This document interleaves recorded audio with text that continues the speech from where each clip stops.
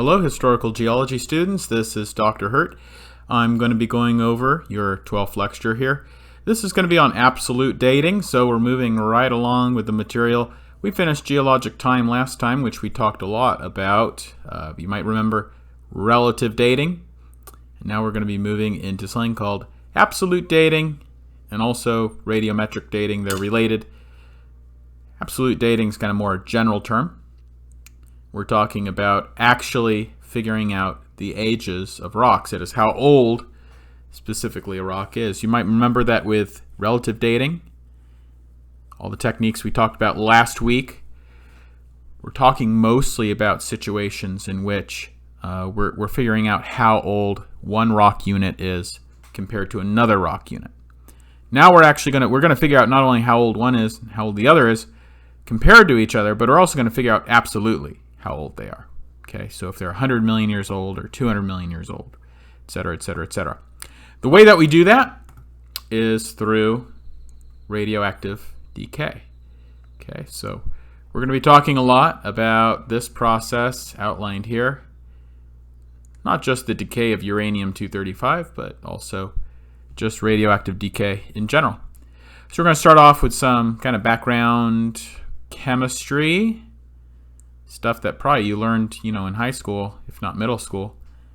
And we're going to be moving right along into how that applies to geologic science. So let's get started here. So you might know that we talked about relative dating last time, right? We know that rocks on the bottom, generally speaking, are older than the rocks on top. We know that the rocks on the bottom are oldest by the principle of superposition. Remember that Steno's principle. So don't forget that stuff. It's going to be coming up again and again. It's going to keep haunting you until the final exam. So you absolutely have to know Steno's different principles of stratigraphy. Some ways you break them down, there are 4 principles. Other ways you break them down, there are 6. Okay.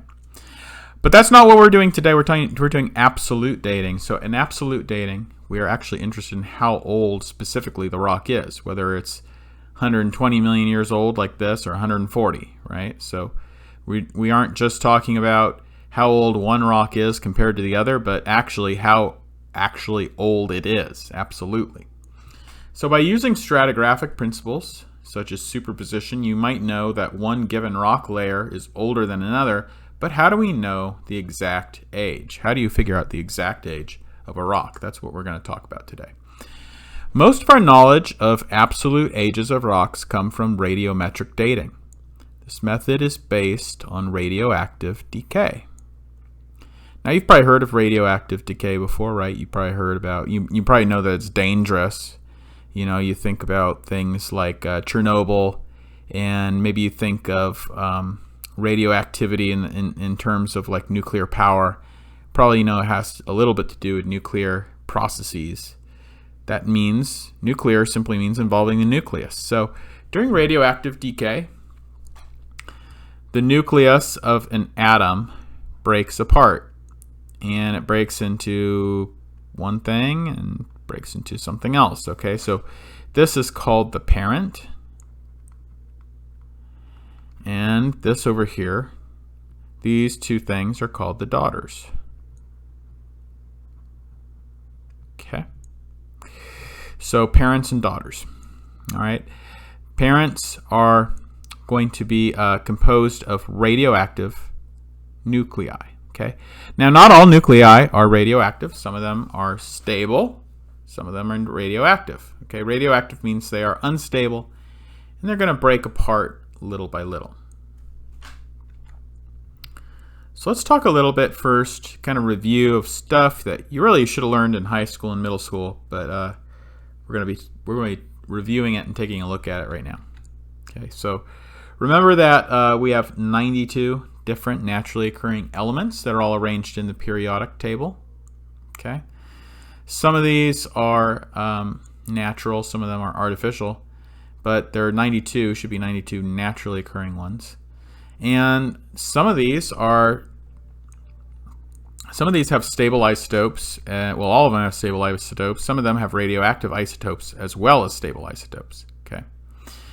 So Remember that every element is composed of atoms. You might remember that we have atomic numbers here. Okay, so each of these have an atomic number. Silicon is 14, phosphorus is 15, sulfur is 16, oxygen is 8, helium is 2, hydrogen is 1, etc., etc. That corresponds to how many protons are in its nucleus. Okay, so hydrogen has 1 proton because it's element number 1. It has an atomic number of 1. Oxygen has 8 protons in its nucleus because it's atomic number 8. Okay. So this atom that you're looking at right here has 3 protons. That makes it a atom of lithium. It's atomic number 3. Okay, so the atomic number here is lithium. It's, 3 atoms, 3 protons in its nucleus. It's got 3 electrons orbiting.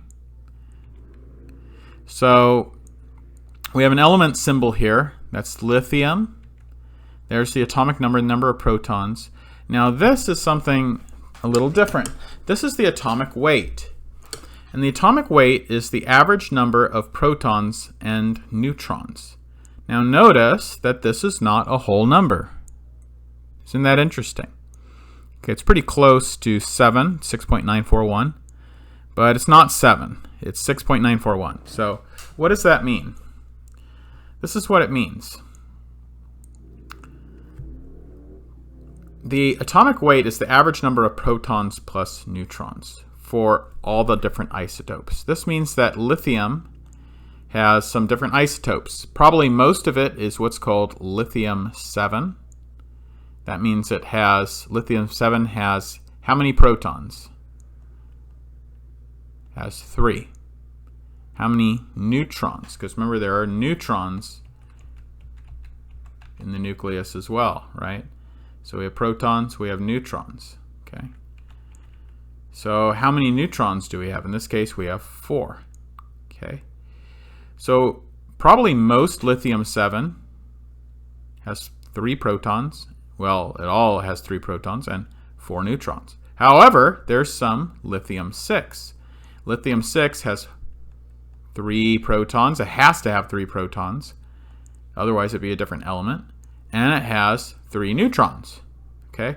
So those are different, what are called different isotopes. Okay? So lithium-7 and lithium-6 are different isotopes of lithium. Oops, this is erase all the ink on here. Okay. Now, indeed, if you look at lithium,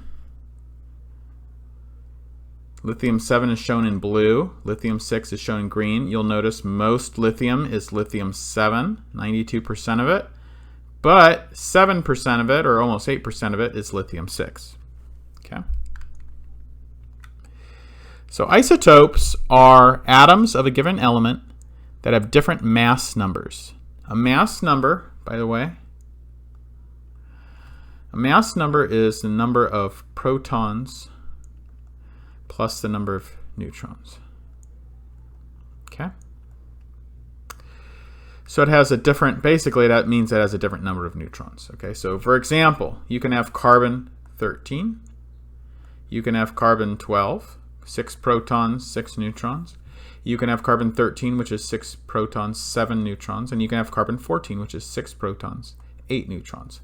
Notice that the protons always stay the same, because if the protons change, you have a different element. For example, if we went to 7 protons, that would be nitrogen instead of carbon. Okay? So that's what an isotope is. It sounds like kind of an intimidating word, but it just means an atom that has a different number of neutrons compared to the rest of the atoms, okay, of that particular element.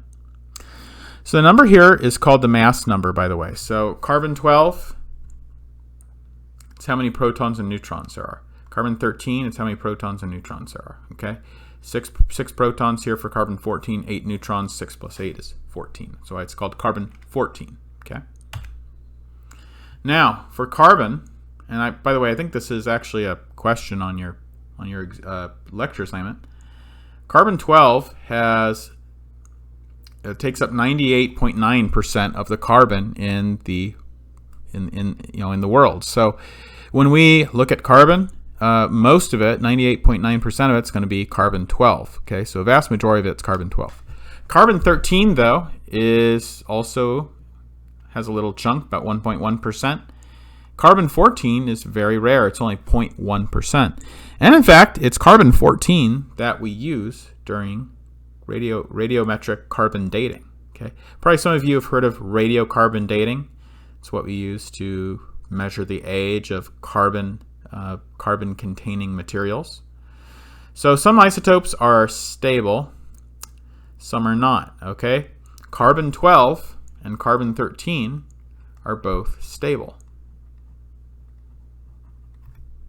Carbon-14, though, is not. It's radioactive.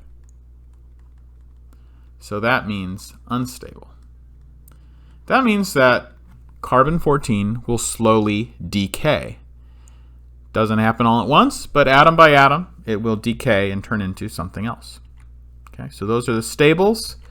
That's the unstable.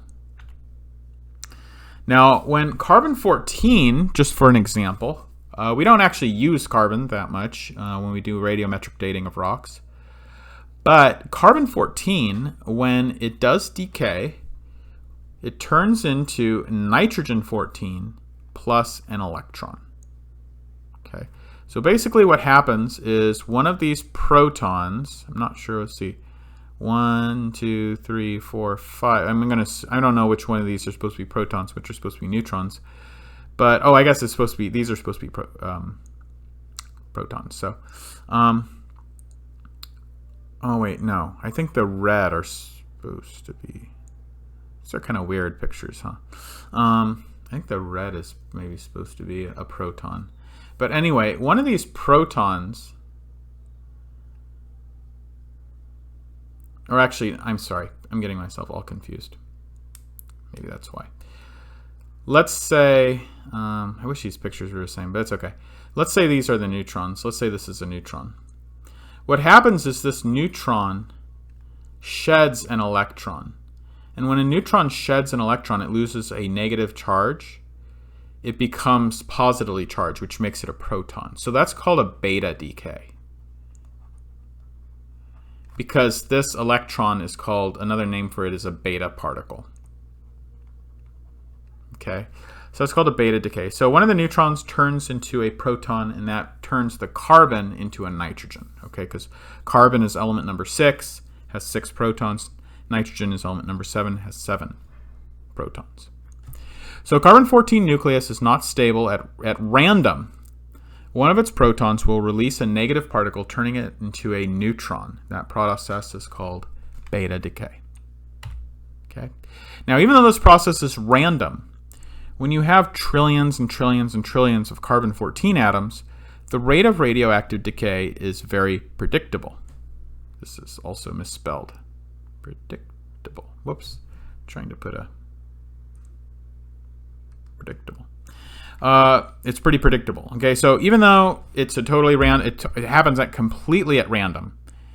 When you have just octillions of these things, the rate is very stable and predictable of radioactive decay.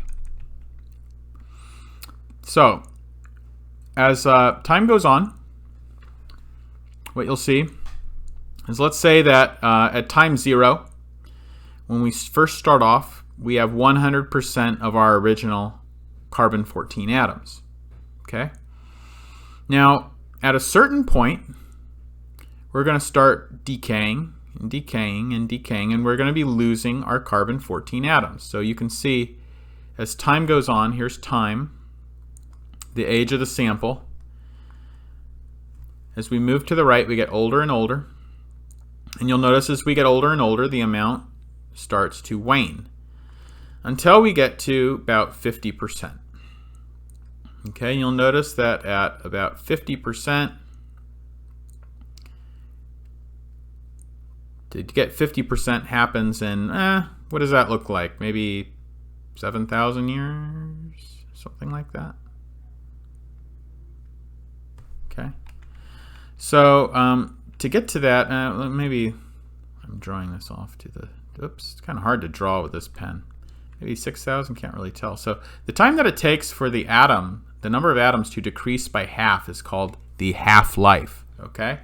So you'll notice that after we get to 50%, that takes, gosh, it's just kind of hard to tell exactly where it hits. Maybe it's more like 6,000 years. That's called a half-life. So 50% diminished, 5,700 years. Yeah, I kind of drew a not very good line, that's why. Okay, but these dashed lines show it correctly. Okay, so that half-life, you might be saying like, what? Why is he pointing out this kind of weird thing? Okay, it's 50% diminished. What's so special about that? So that's just a really special topic idea that we use in radiometric dating. It's the half-life. Okay, it's how long it takes an element a radioactive element to decay by 50% of its original value. Okay, its original abundance. All right. So if the number of atoms is cut in half again, there will be 25% of the initial amount after 2 half-lives. You'll notice that after 2 half-lives, we're about 11,400 years old, right? So it's about 11,000 years old. Okay. What happens if we cut it in half again? Okay, so if you cut it in half once, you're at 1/2. If you cut it, right? So you cut it in half once, you're at 1/2. You cut it again, you're going to be at 1/4, right? If you cut that in half again, you're going to be at 1/8. So what's 1/8? 1/8 is only like what is it, like 12%? Okay, so maybe at 1/8 we're going to be like right here. Ooh. Okay, so what does that look like to you? Maybe, well, it would correspond to 3 half-lives, right? And 3 half-lives, I'm going to get my calculator out, and I'm going to put 5,700 times 3. Should be about 17,100, okay? So you can see that, yeah, that's about 17,100, right? Right, here's 20,000 right here. This is the 20,000 line. There's the 15,000 line. Okay, so anyway, that's how it goes. All right, because I think I have some test questions on there that are like, after 2 half-lives, how, or maybe this rock has 25% of its original argon or whatever, original whatever I'm talking about. What is the age of the rock? And the answer is, if it's at 25% capacity, it has gone through 2 half-lives. Okay, so hopefully that makes sense. I know that this part is a little bit math heavy compared to what we've been doing, so I kind of try to go through it rather slowly. So the original isotope is called the parent isotope. The daughter is what the parent isotope decays into. Okay, so it's what it slowly turns into. So when we start off, we have 100% parent. Okay, 100% parent isotopes. After 1 half-life, it's 50%, right? So we got 50% left. After 2 half-lives, we have 25% of the parent left. After 3 half-lives, we'd only have 12.5% of parent left. Okay, and that equals 3 half-lives. By the way, a half-life, we often show it with this symbol, T1/2. Okay. So you'll notice that parent isotopes will decrease like this with time, while daughter isotopes will increase in abundance with time. Okay. So these, now we don't actually use carbon that much for dating rocks. And the reason is this. A lot of rocks don't have carbon. And another problem is that a lot of rocks are way older. They're way too old to use carbon dating. Okay, so take a look at this. You'll see that after, let's go here. Okay, notice, let me get something more clean. Yeah, like this. All right, so how old are a lot of rocks? Well, some rocks are not 25,000 years old. They're like 250 million years old, or they're like a billion, 2.5 billion years old. Okay, so imagine how little. This is going to go down, down, down, down, down, down, down. It's going to keep on going down, this abundance of the parent isotope. And it's going to be basically totally gone after a few half-lives. Okay, so for example, carbon-14. All right, I'm going to take. Let's say I start off with 100 atoms. I divide it by 2. After 1 half-life, okay, I have 50%. After 2 half-lives, I have 25%. After 3 half-lives, I have like 12.5%, right? Okay. Now after that, I only have 6%. After 4 half-lives. After that, 3%, then 1%, 0.78%, so on. And after, let's say, 6 half-lives, how old is the rock? 6 times 5,700, that's only 34,000 years. Okay, that's not very much for a rock. So my point is, after a while, you just run out of atoms. They all decay. So carbon, basically what I'm trying to say here is that carbon decays too fast for us to use it to date rocks. Okay, by the time a rock is 25 million years old, way too much of it has been lost. And actually, after about 50,000 years, so after about 10 half-lives, that's like, it's way too little to date, okay? So these are the these are the isotope pairs, because remember, everything's a pair, right? Carbon is the parent, carbon-14, nitrogen 14 is the daughter. Okay, so we have the parent and we have the daughter, right? Okay, so everything comes in pairs. All right, so now we don't use this for dating rocks, but these are the parent-daughter pairs that we use to date rocks, and they are as follows. Uranium-235 decays into lead-207. Uranium-238 decays into lead-206. Potassium-40 decays into argon-40. Rubidium-87 decays into strontium-87. Okay. Now, by the way, you'll notice that carbon-14 turns into nitrogen-14. That was a beta decay. You'll notice that the mass number stays the same, and the mass numbers, when beta decays always leave the mass number the same. So you'll notice that potassium-40 and rubidium-87, their mass numbers are the same between the parent and the daughter. Rubidium-87 to strontium-87. Potassium-40 to argon-40. That's because those are both beta decays. These, on the other hand, do change in the number, the mass number, and that's because they are shedding what are called alpha particles. And what alpha particles are? They're just helium atoms. So basically, these will go through a series of losing helium atoms until they get down to a stable isotope, which is lead-207 and lead-206 in this case. Okay? So those are, of course, thorium-232 decays down into lead-208. Okay, lead has a lot of stable isotopes, by the way. It's a very stable nuclear configuration. Now, listed here is the half-life in billions of years. Okay, so the half-life of the uranium-235-207 series is 0.704 billion years. Okay, so 704 million years. The uranium-238 series takes 4.47 billion years. Potassium to argon is 1.25 billion years.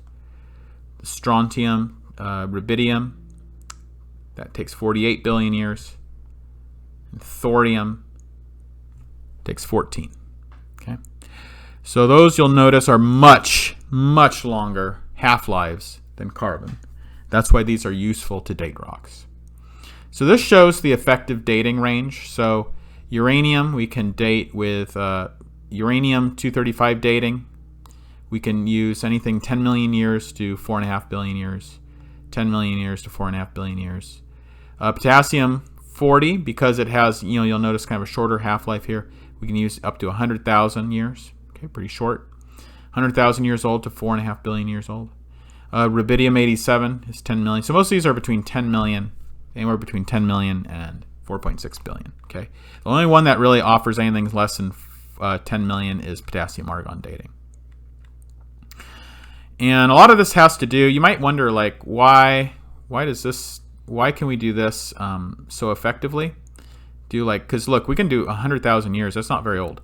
The reason is because there's a lot of potassium in most rocks, right? Potassium is one of the basic, most fundamental elements of the crust. So a lot of rocks have potassium, whereas they don't have very much uranium. They just have little traces of uranium. So that gives us a lot more leverage and a lot more power to detect small changes in the amount of potassium, if that makes sense.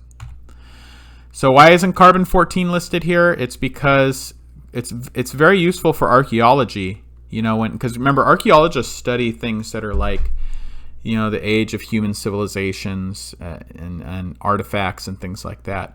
But it's not very useful for historical geology because many rocks don't contain carbon, and the half-life of carbon-14 is just too short. So it basically just runs out before after really not very long in terms of geologically speaking. But for archaeology and for history, it's very useful. So radiometric dating, kind of have to get into like more the nitty-gritty of radiometric dating. So one very important thing that y'all need to understand and y'all need to know, it's very, very important for this class. So I hope whatever you're doing, pay attention now. This is a really important fact. Radiometric dating only works mostly on igneous rocks. Now there are some exceptions to that, but for the most part, radiometric dating only works on igneous rocks, and furthermore, it works best on volcanic rocks. So why is that? Let's do a thought experiment to kind of show you why. So imagine we have an igneous rock. We start off, remember how igneous rocks form is we start off with a magma or a lava. And that magma or lava has a certain proportion of parent and daughter isotopes, okay? So we have the radioactive parent isotopes, we have the stable daughter isotopes, okay? Now the magma starts to crystallize, and the thing is that maybe the crystals that form only use the parent isotope in their crystal structure. Now consider for example, rubidium going to strontium. Okay. Maybe this mineral that forms only takes rubidium. It doesn't take strontium. It doesn't use it. It can't fit into the crystal. So, because you might remember that minerals have very specific mineral formulas. And some can exchange some rubidium. Maybe they can exchange rubidium for sodium or something like that, but they can't exchange a strontium. So the crystal only takes the rubidium and it leaves out the daughter isotope. So it only takes the parent, whatever it is, the crystal only takes the parent, it leaves out the daughter, okay? So what we can do is after the rock solidifies, we know that we started off with 100% of the parent. And then we can look at how much how much of the original parent has decayed, so we can figure out how long the rock has been around. So in this case, you'll see that it started off with 4 parent atoms, but now it only has 2. So that means that there's been 1 half-life, right? 1 half-life. So the age of this rock that you're looking at is equal to 1 half-life, okay? So we can use that new parent-daughter ratio in the crystal to calculate the age, okay? The parent over daughter ratio is very important, okay? That's going to give us the age of the rock. So in this case, the half-life, if you imagine the half-life is 1.25 billion years old, how old is this rock? It's 1.25 billion years, right? Because 1 half-life has taken place, right? Half of the parent atoms have transformed into the daughter. So how old is the rock? It's 1.25 billion years. So when magma solidifies, the parent and daughter atoms separate out. Some of the crystals that form contain 100% parent atoms. That resets the radiometric dating clock. So we can take specific crystals, we can take them out of the hardened rock, separate them out, and use them for radiometric dating. Okay. So why doesn't this work on sedimentary rocks? Well, do the thought experiment. Think about it. In a sedimentary rock, you have different crystals coming from different places. Maybe one comes from, rocks in this area. Maybe some of the crystals come from rocks in that another area. Maybe some of them come from, imagine, for example, like the Mississippi Delta. The crystals in that sediment come from all over America and Canada. It comes from all sorts of different rocks. So all those different crystals are going to have different ratios, different parent-daughter ratios. They're all going to be different. They all start off differently. So the grains are cemented together, and after a while, some of the parent decays, but we have no idea.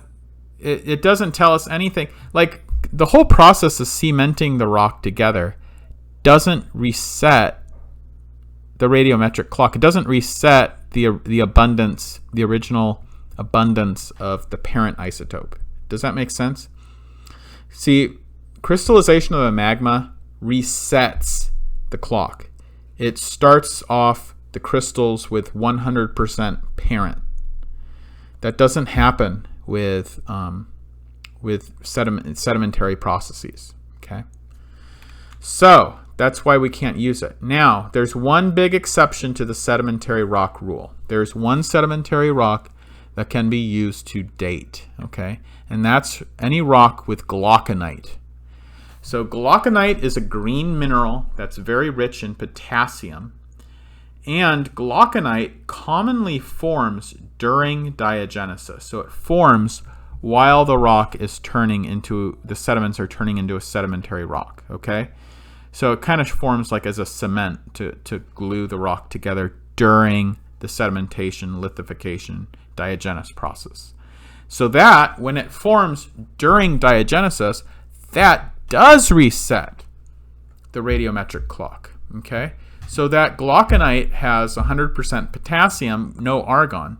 So that means that you can use potassium-argon dating to date this rock. So it's a green-colored mineral. It's common in certain marine sedimentary rocks, and it can be used to date a sedimentary rock. Okay.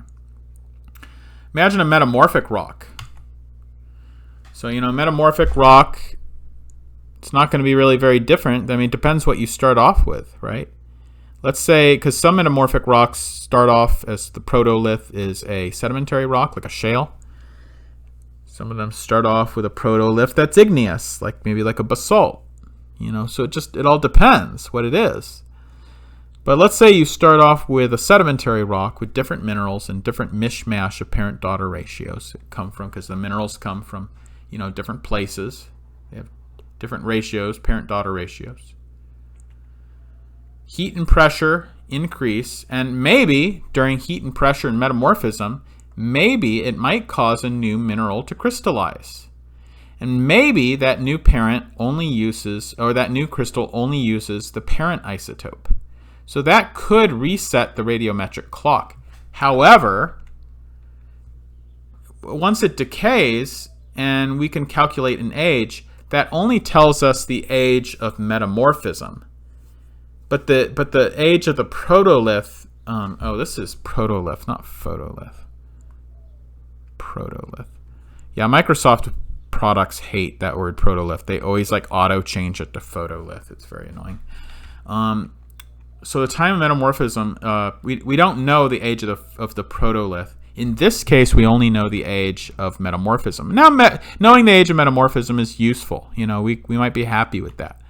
However, you got to be very, very careful. A lot of metamorphic rocks are subject to a lot of stages of heating and metamorphism. So suppose you form a new crystal, you form a new metamorphic mineral, new crystal, recrystallization happens, but there's another stage of metamorphism. Heat comes in, and that heat can cause some atoms to be lost. Okay, so metamorphic processes, heat and fluids, remember that fluids are a very important, hydrothermal fluids are a very important metamorphic agent. They can cause either parents or daughter isotopes to be lost, right? So that messes up the whole dating, radiometric dating system. Okay, so then we get faulty ages. So you could have hydrothermal fluids or high temperatures that remove some of the parents or some of the daughters, and it changes the parent-daughter ratio, and it changes whatever the calculated age might be. Okay, so let's talk a little bit more about potassium. I want to mention a little bit more about potassium-argon dating.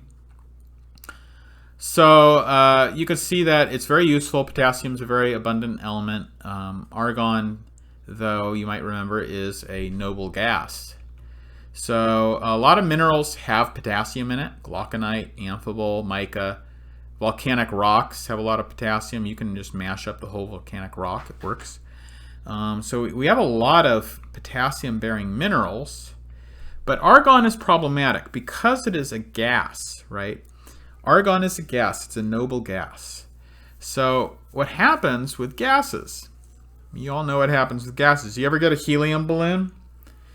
You know, and maybe 2 weeks after somebody's birthday, that helium balloon is kind of drifting around near the floor now.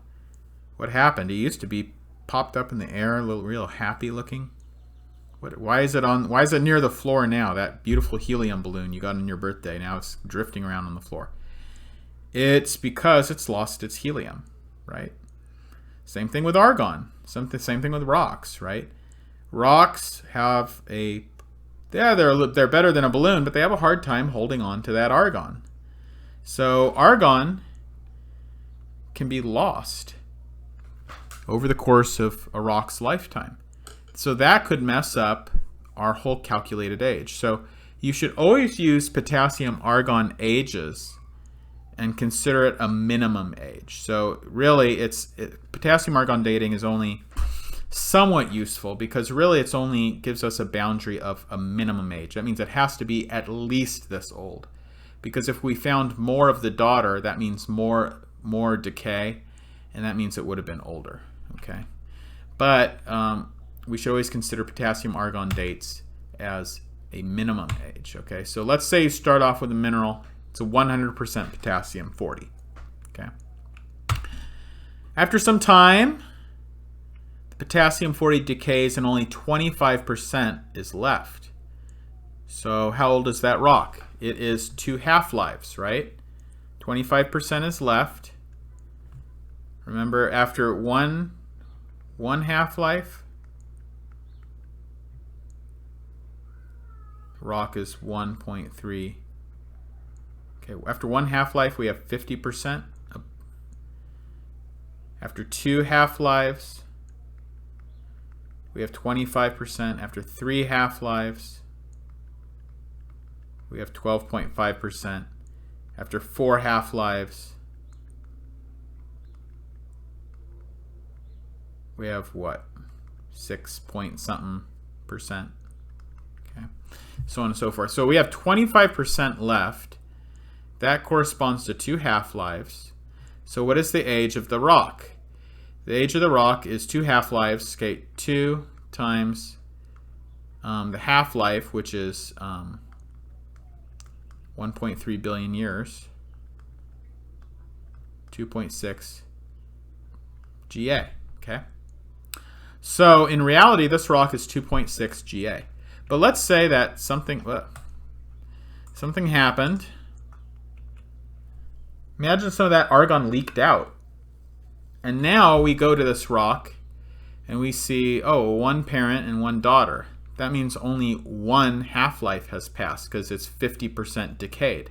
So we would guess, oh, it's 1.3 billion years old because only 1 half-life has passed. Okay? But we'd be wrong. We'd be wrong because 2 half-lives have passed. It's just that we lost some of the daughter isotope because of whatever, it just leaked out. So that's why we always consider these ages that we come up with during potassium-argon dating. That's why we always consider them minimum ages. So it's at least 1.3 billion years old. Okay. So we always start off, right? We start off initially with 10 grams. After 1 half-life, we go down to 5 grams. After 3 half-lives, 2.5 grams. You can think of this as percentages. Okay. 50%, 25, 25%, 12.5%, etc. Okay. All right, so the rest of the lecture, I'm just going to be kind of doing, we're just going to be kind of looking at practice questions because this lecture has a lot more math than you are used to. So I'm gonna show you how to do some of these. All right. So the actual formula for calculating an age, any age, is this. So T is the age of the rock, and we have this other symbol, lambda. Lambda is the decay constant. Okay. Lambda equals this.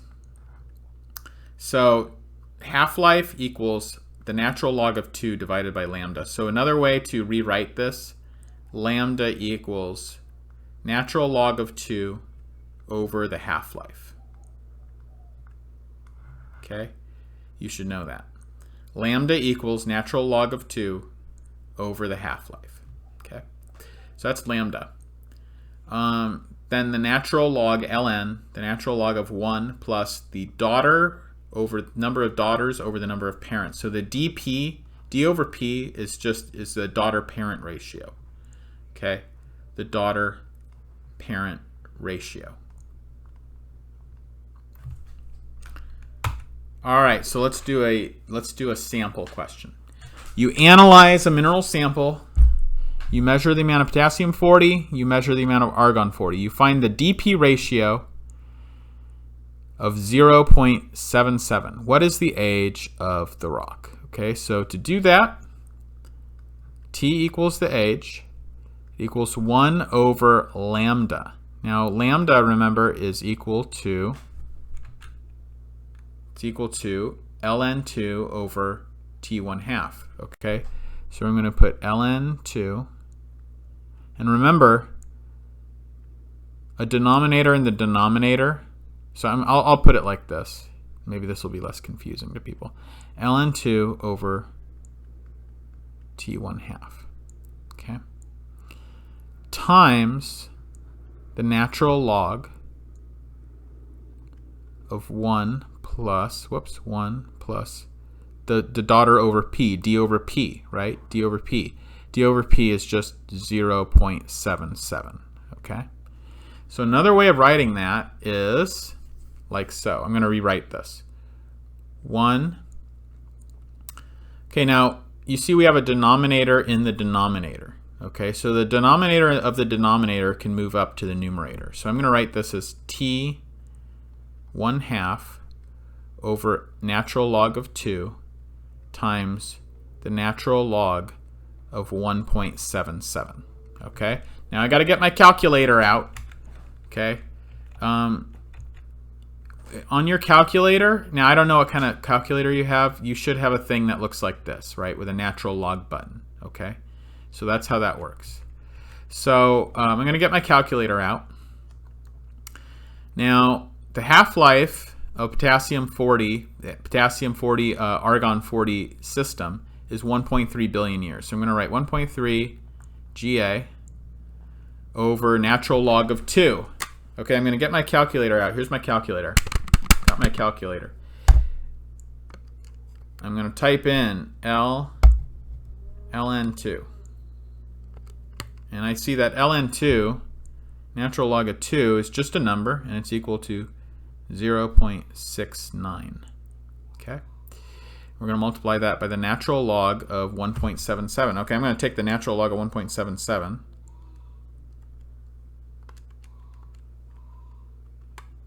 And I find that it's 0.5. I'm going to get an eraser here for a second. I find that the natural log of 1.77 is just 0.57. Okay? So now you just multiply all this stuff together. Okay? It's just 1.3 divided by 0.69 times 0.57. And I see that that is equal to basically 1.1 GA, 1.07. Okay, so that's how you do that question. Okay. Now, I want to show you how to do this. You have this chart. On your lecture assignment. I don't know. I always find people get confused with this chart, so I want to kind of go through and just do the first one for you.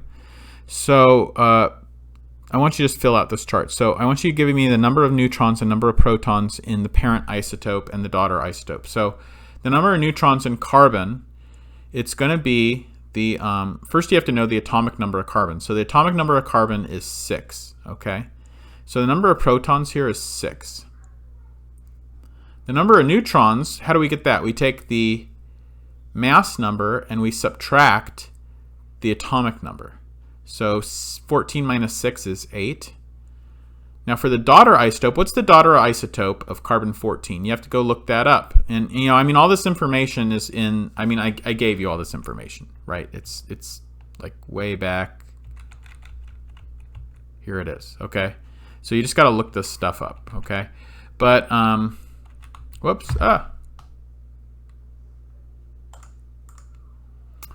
So this is 6. This is 8. Daughter isotope is nitrogen, 14. Number of neutrons is, well, the number of protons is 7. Nitrogen has 7 protons. Number of neutrons is 7, right? Because 14 minus 7 is 7. The half-life is 5,700 years. And the decay constant is that lambda, okay? So that's equal to ln2 over the half-life, okay? So in this case, ln2 over the half-life, I'm going to put in ln2 in my calculator. It's 0.69 divided by the half-life. It's going to be 1.2 times 10 to the negative 4. Okay, that's the decay constant. So for these, you're going to find you get really small decay constants, so you should use scientific notation. So I put this, 1.2 times 10 to the negative 4. Okay. So that's how you do this. Now I'm gonna try to think of a way I can do this without just giving you the answer. I guess I could just give it to you, but you gotta show the work, so copy the work down. So you analyze the rock, and let's see here. 70. I'm trying to think if I should change this. So all right. So well, let's just do it. I don't know. This one's kind of hard. A lot of students find this hard, so I'll just do this for you, I guess. But do copy down the work. So anyway, you analyze a rock. You find that 75% of the original the original parent uranium-235 is decayed into lead. How old is the rock? So that means that we only have 25% left, okay, of the parent. So that means 25% of the parent left means that we have gone through 2 half-lives, okay? That's where people really get confused. They just don't even know where to start. So we have 25% of the original left. We have 2 half-lives. That corresponds to 2 half-lives. How old is the rock? Okay, so I mean, you could, by the way, also use this formula here to figure that out as well. No problem. But because it's an easy number, 75%, 75% to 25%, it's an easy number because it's exactly a quarter. 1/4 exactly corresponds to 2 half-lives. We can figure it out on our own without having to go to that kind of nasty formula there. Okay, so 2 half-lives have gone by. The half-life of uranium-235 is, I gotta look it up, right? It's right here. Half-life of uranium-235 is 0.704. So it all just comes down to 2 times 0.704. That equals, I'm going to take 2 times 0.704. That equals 1.408 billion years. Okay? Because this is billions of years. So that's all there is to it. Now, I'm going to do one of these for you. Okay? Very generously, I'm going to do one of these for you. So This is pretty difficult. Oh, by the way, it says here I'm going to release a video. I'm not going to release a video. I'm just going to do it right here. Last semester I released a separate video, but I think it's just better I do it right here, right now for you. So you look at the following two samples, U and V. Show concentrations of the parent-daughter isotopes are given for you. Now you have to determine the age of the sample. Okay, so let's do this. Let's do U. Okay, sample U. So we're going to use this formula. So T equals 1 over the decay constant. The decay constant is ln2 over the half-life. Okay, so we're going to put ln2 over the half-life, which is 48 times 10 to the 9. I guess 48.8 times 10 to the 9 years. Okay. So another way of doing this, I'm just going to I'm going to just make this a little bit easier. I'm going to get rid of this. I'm going to get rid of this 10 to the 9. I'm just going to put 48.8 billion years instead of 10 to the 9 years, because 10 to the 9 years is a billion years. Okay, so I'm just going to write it like that. Makes it easier. So times the natural log of 1 plus the daughter over the parent ratio. So a lot of people get confused here because they write the first number they see. So they write 13.75 and they write the second one they see, 0.1. Now that's wrong, because you see the parent is 13.7. This would be the daughter on top. Okay, so a lot of people, I don't know why, just a lot of people just see that first number and they put it on top, but it's actually, that would be upside down. Okay, you got to put the parent on the bottom, the daughter on top, which sounds a little backwards, right? But it's going to be 0.1 divided by 13.75. Okay, so let's start to add all this stuff up. So 0.1 divided by 13.75 is going to be equal, and then plus 1. That's going to be equal to the natural log of 1.00727. Okay. Now we're going to multiply that by 1 divided by the natural log of 2 divided by 48.8. Okay, so be careful. A lot of people put this in their calculator the wrong way. They put 1 divided by ln2 divided by 48.8. That's not correct. Don't put it in your calculator that way. Okay, the denominator's on the denominator, so it moves up to the numerator. So actually this is going to be 48.8 divided by the natural log of 2. And remember, the natural log of 2 is just a number. It's just point, I think, like 0.69. Okay, so this ends up being equal to 48.8 divided by the natural log of 2 is just a number. It's just 70.4 times the natural log of 1.00277. Okay, I'm going to put that in there.